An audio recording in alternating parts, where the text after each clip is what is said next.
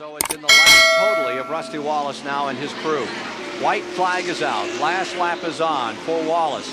Sideways in turn number 1. He's fun to watch. Oh yeah, he knows he has it won, so he's taking it real careful through here. You saw him go sideways, one wheel off the ground. Yep. Standing straight up, sawing it. He's something. That's his idea of conservative. We call him Hyperman down in the pit You area. call him Hyperman? Yeah, he can't stand still. Even when you're talking to him, he can. If you can get that shot, he sits straight up in the race car. He's awesome. Crowd on their feet and cheering for Rusty Wallace. St. Louis, Missouri driver for Pontiac and for the Raymond Beetle team. Comes around 8. In total control of this thing at the moment. Just praying that engine doesn't come unglued after the tremendous strain of running 119 laps, 311 miles around this tough old Riverside International Raceway. Alan Kowicki pulls on pit road toward the end here. Well, one of the tough things that crew chief Barry Dotson on this car is my next door neighbor, and he's also Phil Parsons' next door neighbor on Lake Norman back North Carolina, so we're going to have a long week back in Denver, North Carolina. Here's Rusty Wallace in for the final lap. Last time around for him as he streaks back toward the line. He's into turn 9, the final corner, and Rusty Wallace, the Missouri driver, will win here today. He's across taking the checkered flag is Wallace.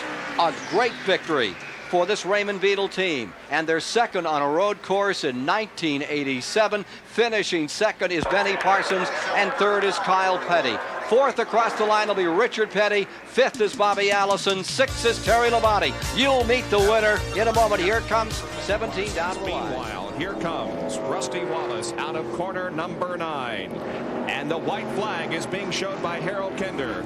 Rusty Wallace has one more lap to go, and he'll have 3 victories in the last 4 road races in Winston Cup competition. But there is Terry Labonte, and he is not too far behind. Ricky Rudd continues to run third.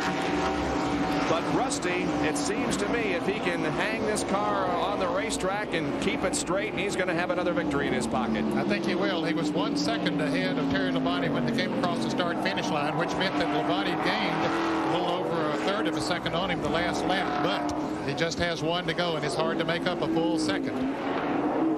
Rusty Wallace comes through corner number 8.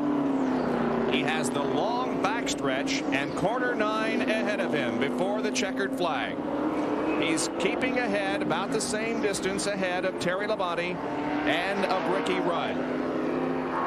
Well, he's got the worst of the racetrack out of his way. However, turn number 9 can be very tricky. He has to be careful not to get in there too fast and slide high. That's his biggest problem right now. He's coming up on Bobby Hillen. As he goes into that turn, he moves around Hillen with no problem at all, and he slows it down going into that turn, gets her right down on the inside, as we've seen him so many times today. Looks like he's got it made, Bob.